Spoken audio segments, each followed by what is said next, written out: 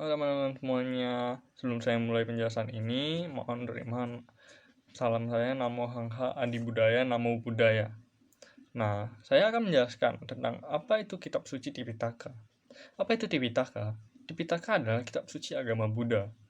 Tipitaka ini berasal dari dua buah kata yang memiliki arti berbeda. Ti yang berartikan tiga, dan Pitaka yang berartikan keranjang atau kelompok. Tipitaka terbagi menjadi 3 bagian, yaitu yang pertama Sutta Pitaka, yang berisikan khotbah-khotbah Sang Buddha. Yang kedua ada Vinaya Pitaka, yang berisikan tata tertib bagi para biku atau bikuni. Yang ketiga ada Abhidhamma Pitaka, yang berisikan ajaran tentang metafisika, ilmu kejiwaan, logika, dan etika. Nah, ada juga terdapat dua versi Tipitaka, yang masing-masing ditandai dengan penggunaan bahasa yang berbeda, yaitu bahasa Pali dan Sanskerta. Nah, sekarang kita akan masuk ke bagian dalam sejarah. Adanya Tipitaka dalam agama Buddha, setelah parinibbana Sang Buddha, para siswanya berusaha untuk melakukan pertemuan yang bertujuan untuk membahas ajaran-ajaran yang Sang Buddha, yang biasa dikenal dengan Konsili Sangha. Dan konsili ini terbagi menjadi 4 buah konsili. Apa sajakah konsili-konsili itu? Konsili pertama itu diadakan pada tahun 543 sebelum Masehi di Rajagaha dan dipimpin oleh Ma Kesapa dengan tujuan untuk mempertahankan perkataan Buddha dan disiplin kebiaraan atau Vinaya, yang nantinya Sutta itu dibaca kembali oleh Ananda dan Vinaya dibacakan oleh Upali. Konsili kedua diadakan pada tahun 383 sebelum Masehi di Veluvana, Arama, yang dipimpin oleh Y.A. Yasatera. Sidang kedua ini diadakan karena adanya kelompok biku Sangha yang menghendaki untuk memperlunak Vinaya yang terlalu keras, yang kemudian hal tersebut ditolak. Kita masuk ke bagian konsili ketiga. Konsili ketiga ini diadakan pada tahun 250 sebelum Masehi di Vihara Asokarama yang dipimpin oleh Y.A. Moggalliputta dengan tujuan untuk menertibkan perbedaan pendapat yang mengaktifkan perpecahan Sangha, serta memeriksa dan menyempurnakan kitab suci Pali. Konsili keempat diadakan pada tahun 78 Masehi di Turprama, Sri Lanka, yang dipimpin oleh Y.A. Mahindatera dengan mengumpulkan 500 biku di Kashmir, yang diadakan untuk mencari penyelesaian karena melihat terjadinya kemungkinan yang mengancam agama Buddha dari pihak lain.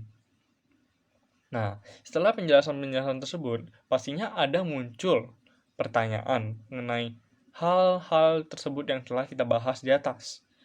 Apa saja pertanyaan-pertanyaan atau masalah tersebut? Nah, masalahnya itu misalnya satu, mengapa kita masih harus mengacu pada kitab suci Tripitaka? Nah, aslinya jawaban ini menurut saya sendiri itu karena ketika kita mengacu pada kitab suci Tripitaka, hal tersebut akan membuat kita mengetahui ajaran Sang Buddha sebagaimana mestinya yang harusnya kita ketahui dari Sang Buddha tersebut, dan agar kita mengetahui apa saja yang telah diajarkan Sang Buddha dan tidak belajar sesuatu yang salah atau tidak sebagaimana mestinya. Nah, apa permasalahan kedua? Permasalahan kedua ini ada Tipitaka valid atau otentik, dan apa pentingnya memahami kerangka dan isi kitab suci Tripitaka.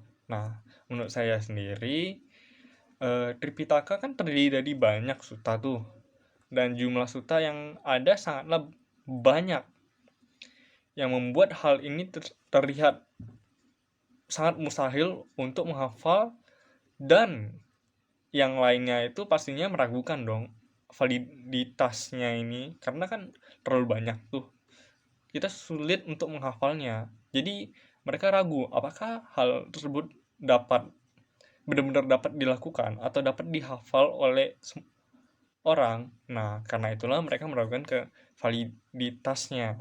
Tetapi sebagai agama Buddha, hal tersebut itu sangatlah penting. Kenapa? Karena dengan melakukan hal tersebut, kita mengetahui ajaran Sang Buddha.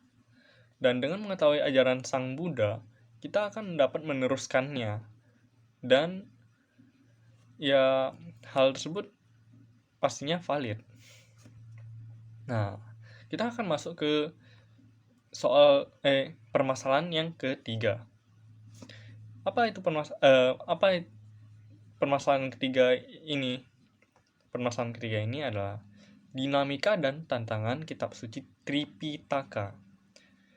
Jawabannya menurut saya adalah dengan adanya sutta yang sangat banyak dan kompleks tersebut, pastinya akan membuat kita kesulitan untuk mengetahui dan menghafalnya.